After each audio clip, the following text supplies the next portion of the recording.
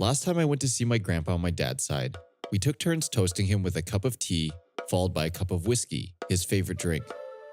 Last time I went to see my grandpa on my mom's side, we brought some fruit, some buns, and a few stacks of money to burn.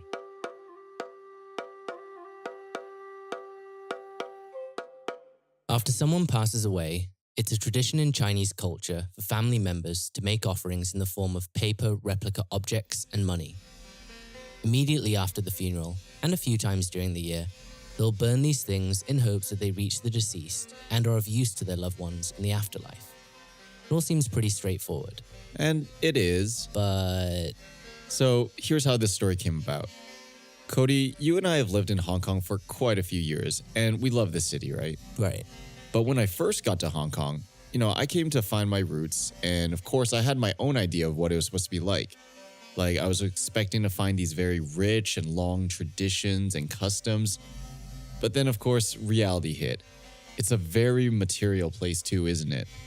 Yeah, you don't really think about it growing up in Hong Kong, and it's really only until you live abroad that you realize just how obsessed locals are with luxury goods, luxury cars, and living an extravagant lifestyle.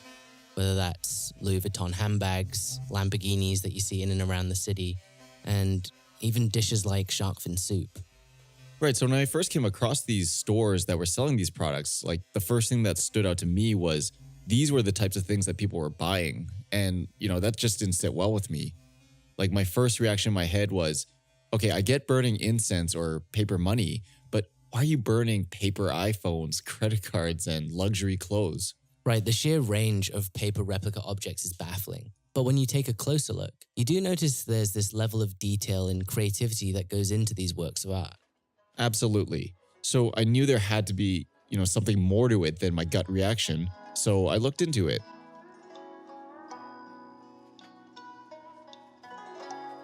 In a nutshell, Chinese spirituality and its treatment of life and death draws from Confucianism, Buddhism, and Taoism. Without going into too much detail, here's how each belief system comes into play. Confucianism is a worldly school of thought that centers on how to be in harmony with your family and society.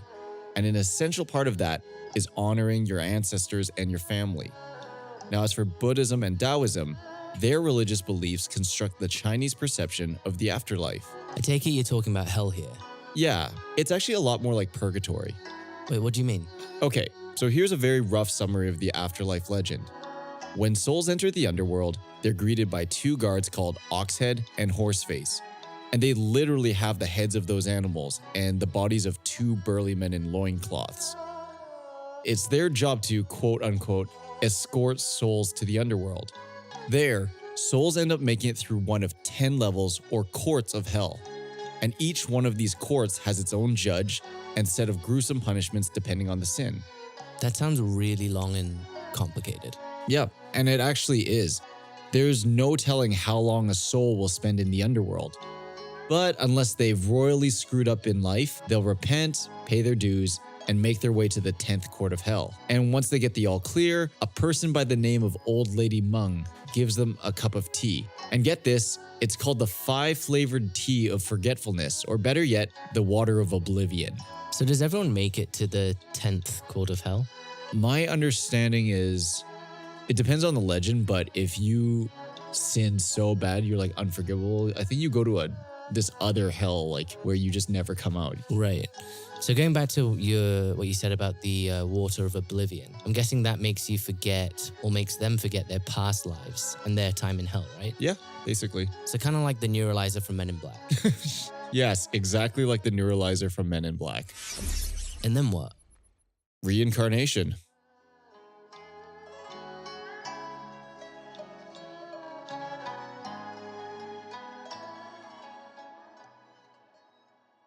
Of course, in reality, Chinese people don't live their lives constantly thinking of the 10 courts of hell. But they also don't seem to embrace the more esoteric idea that comes from Buddhism and Taoism, that death isn't something to be feared, that it's all just a cycle. Even if the culture has elements of religion in it, Chinese people are not overtly religious, unless they're, straight up Buddhist or Christian or what have you. They're still highly superstitious though. Yeah, like people do consider stuff like feng shui when making decisions. And just as a side note, feng shui is a philosophy connected to Taoism. It just focuses on harmonizing with the environment. So for example, it's bad luck if your bed faces a mirror or if you sleep under a beam and so on. Yeah, that's a good way to put it. I'd also add that it even goes beyond the flow of energy in one's household. You know, I've got uncles and aunts who won't make any personal or professional decisions without consulting their feng shui master. And more commonly, people will consult books and material to keep them in check for the whole year. It's all good business from my point of view. Now, as you might have guessed, even after considering feng shui, there are still a lot of superstitions that revolve around death, specifically avoiding it. Like you won't see the number 4 in a lot of elevators in Hong Kong, because 4 is considered an unlucky number because it literally sounds like the word death. And in the same vein, you'd never give someone a clock as a gift because the words gifting a clock sound like bidding farewell, as in saying your goodbyes to someone on their deathbed. So the point is, there's a lot of superstition, rules, and whatnot. I've always wondered if all these layers of beliefs could have created a net of insecurity that makes people turn to things for comfort.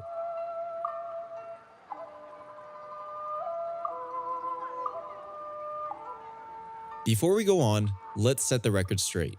This isn't some screed against Chinese culture. Far from it. You can't see us, but I'm Chinese, born and raised in Canada, and Cody is half Chinese, born and raised in Hong Kong. It's safe to say we know a good deal about our culture, but not everything. And we also know every culture is materialistic in some way, and for different reasons. Right. And a big thing in Chinese culture, of course, is face, which is just a way of saying dignity or prestige. I mean, people will go to all lengths to preserve their face, especially among family members, whether that's during gatherings or dinners. And I'd say that accounts for a lot of the materialism we see, especially in the living. Absolutely, but I'm wondering if this really explains why people are burning the things they're burning. You know, in Western culture, death is still meant to be a pretty solemn affair, celebrating and remembering the lives of the departed on the day of the funeral. And that's typically a low-key, respectful, very muted event. And that's why you cringe when someone does something disrespectful. In light of how Western culture treats death, it's understandable that for the outsider looking in, some of these colorful offerings can seem funny, if not entirely in bad taste. That's to say, there's nothing wrong with the practice of burning stuff, but maybe it's the form they're taking. In China, at least, it got so bad that in 2006, their Deputy Minister for Civil Affairs banned items deemed quote-unquote vulgar. So I'm curious, just what were those messy sacrificial items? Well, he's probably referring to the paper replica condoms and Viagra. But I also read that the burning replicas of Supergirls. Supergirls? So they're these winning contestants of the show called Mongolian Cow Sour Milk Supergirl, which is basically the Chinese version of American Idol. Oh my God. See, this is exactly what I'm talking about. Though I know these are extreme cases, but even now here in Hong Kong, some of the paper replicas can be just as cringeworthy. Like people burn replicas of dogs too, for example. Yeah, like on the one hand, you want to respect the tradition, but on the other, it sort of gives you that feeling that Chinese people are materialistic and sort of shallow. Like they still care about TVs, money, and being baller in the afterlife. And I obviously didn't want to judge, because it's a sensitive topic on one hand, but I was so sure there had to be a reason. Like maybe, I wanted to be assured our culture wasn't so shallow and seemingly inhuman. Part of understanding these paper replicas means understanding how these societies handle death. This could be in China, Hong Kong, Taiwan, Singapore, or anywhere else you've got this sort of culture. While we were shopping around, I walked through Hong Kong, which is on the southern part of the Kowloon Peninsula in Hong Kong. You lived there for a while, didn't you? Yeah. I'd lived there for about 3 years. So Hong Kong, in a nutshell, is a chill residential area that's got lots of families, restaurants, and really loud college kids. The newer parts, that is. My apartment, on the other hand, was a subdivided flat further away. And where? The funeral district. So why do you choose to live there? Basically for the space and the cheaper rent. So my room was both bigger than the other units, and it was cheaper because it was also the room at the end of the hall, Right. which is apparently another superstition. But anyway, On my daily commute, I'd pass by coffin makers, urn makers, tombstone makers, flower shops, feng shui consultants, and of course, the universal funeral parlor. So just a bit of background for you. This is one of Hong Kong's major funeral parlors. There's actually another one right around the corner from our office. So at MAEKAN, we're no strangers to seeing giant paper houses, money burning in the streets, and large groups of people dressed in black. Right, and we're also no stranger to seeing mom and pop shops selling funeral products right alongside other things.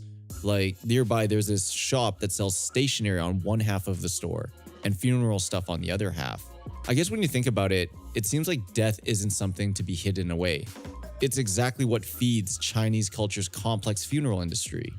According to the South China Morning Post, a local newspaper, there are around 40,000 deaths in Hong Kong per year, or 110 funerals per day. Now that seems like an alarming number, even in a city with over 7 million people. But it helps you realize that there's a constant, if unfortunate, demand that must be met. Every aspect of preparing the dead for the afterlife and caring for them afterwards has a product or service that links them to the world of the living. And the products meant for the underworld are as diverse as products for the world of the living. One shop owner explained all the different colored stacks of paper. She said some were offerings to deities, some for ancestors, and some for ghosts. And for ancestors, you also had the choice of generic square paper notes colored with a bit of gold leaf, or if you wanted, you could opt for replica notes in Hong Kong dollars, US dollars, or British pounds. And this is all called hell money, by the way. So is this money supposed to be spent in the afterlife? Yeah, but apparently you can also use it to pay off judges in the underworld to shorten your time there. That's crazy. I had no idea you could bribe your way through the afterlife. Yeah, and I mean, from what the shop owners I spoke with, they basically said and believed that the world of the living and the dead are like mirror images of each other. Like one lady said this that summed it up pretty well. If you say, hey, I don't believe in those things, then you can choose not to believe because you can't see it. But some people who practice, who've opened their eyes, believe in the yin and yang. You might not be able to see it, but that doesn't mean it doesn't exist. When you look at them in their packaging, the paper replicas understandably look cheap and mass-produced, even more so than your average Chinese knockoff. After all, they do have a really definitive shelf life. But while a lot of shops do import their wares from China, there's actually a lot more heart that goes into producing the replicas than you think. If you look up close, they seem to strike a balance between being easy to produce and having sufficient detail. Rice cookers will often have a handle and a lid that opens and closes. Shoes have printed outsoles, and electronics even come with their own cables. I read this article a few years back that the NYPD actually arrested a shop owner in Chinatown because they thought their money was counterfeit. I think it's just funny that would happen because they don't look like the real thing, but sometimes they get close, especially if they're custom made. As we found out, there are actually people who make a living making these replicas for clients. While we were walking through Hong Kong, we stumbled on a workshop with the craftsman there. So we came in and he was just really nice about letting us take pictures while he worked. But what we saw were these traditional multi-story homes and these double-decker wooden ships. And these were all filled with characters and spirits that I didn't recognize. And these were really big. Like they took up half the room.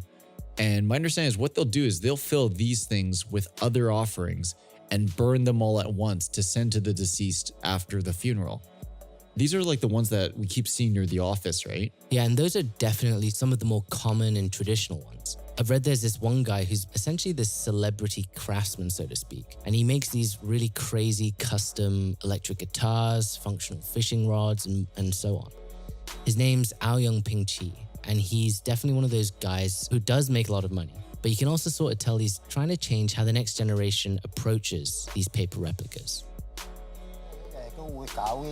Sometimes I run workshops to teach people, teach students how to make paper replicas, so that hopefully next time they think of this art, they don't feel like it's something taboo. I want them to think that paper replicas aren't so scary after all.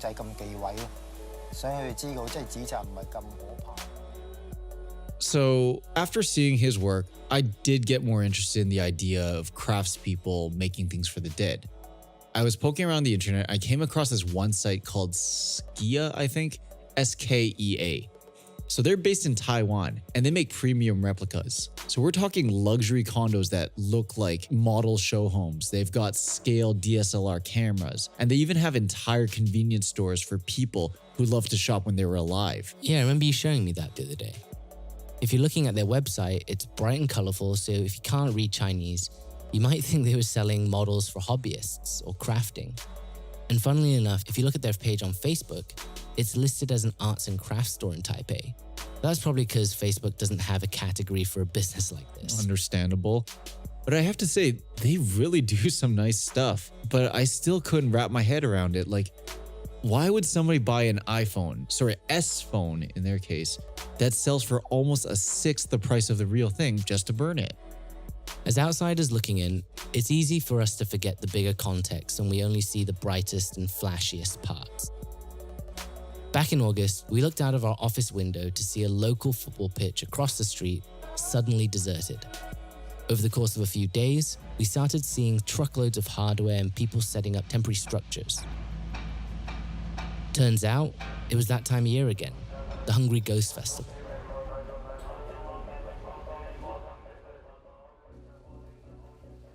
Remember how I said Chinese culture is all about respecting your elders and your ancestors? Well, that is true to the point that they pay tribute on two other occasions, the Qingming Festival in the spring and the Chongyang Festival in the fall. But what makes the Hungry Ghost Festival different is that the world of the dead is visiting the world of the living. On the 15th day of the 7th month in the Chinese calendar, it's believed that the gates to the underworld open up. And the ghosts that come out are believed to be the ancestors of people who forgot to pay tribute or who never got a proper send-off. So people basically get together, they burn stuff, they offer food, and they put on Chinese opera shows to feed and entertain them. It's a very interesting vibe because it's about death, but it's still very festive. And these festivals are widespread, like they're anywhere you've got a Chinese population. Cody, you went to one in Singapore too, right? What was that like? Well, it was sort of the same. It had all the similar festivities with the addition of a dinner followed by an auction where people would auction things off like really expensive whiskey, bicycles, art. And all proceeds would go back to that food and some of the money would go to like a social cause. And these dinners are huge and they happen all across the country. But I think what's interesting is that as a festival, it's meant to not just respect your own ancestors, but others too. I mean, I can't say I've seen so many people going out of their way to hand out stuff on the street, but it's cool they're burning stuff for other dead people. That or they're afraid of being haunted.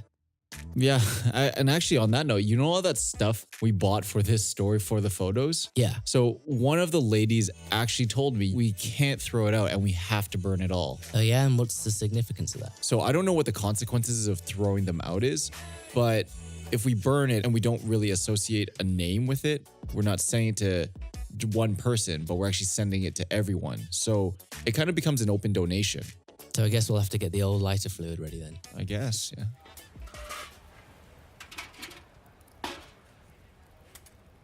After visiting all the shops and the festival and actually buying and burning some replicas ourselves, it suddenly made more sense. These replicas were just one highly visible part of how Chinese culture viewed death and respecting ancestors. But while looking for the obvious specimens to shoot photos for this story, the cars, the houses, the knockoff electronics, I came across one replica that changed how I saw everything. I was walking through my local market picking up some vegetables after work. It was on the second floor of this public building, and there were rows and rows of stalls. Some of them were selling dried goods, and some were selling imported things. And some were, of course, selling these replicas. So what I saw, I guess it kind of hit me. It was a small, bright blue backpack. Now you don't want to imagine for a second why someone would need this tiny little backpack. You just need to understand that there is someone who does. So Nate, what have we concluded about these replicas? I mean, I think it's safe to say that a lot of Chinese people believe that there's a connection between the world of the living and the dead. Totally. And more importantly, how they treat that connection is still really personal. I mean, for all we know, someone is picturing in the back of their head their loved one driving this fancy car in the great beyond, whatever that looks like. Right, or they could be burning something that they couldn't get for someone in real life. Like, I couldn't get you this fancy home, but I can now. Exactly, or whatever it is people value highly today. Like back in the day, they were still probably sending imitation money, gold ingots, and houses just the same. I guess you could say the form they've taken has changed is all. So to put it into today's words and really simplify things, would it be accurate to say burning replicas is just the platform for sharing things with the dead? I'd say that'd be accurate. And that's if you or your family even use that platform. Yeah. So to go out on a light note, if you or someone you know believes in that connection and you're burning something, make sure you do your due diligence. Make sure the receiver actually knows how to use that iPhone you're burning.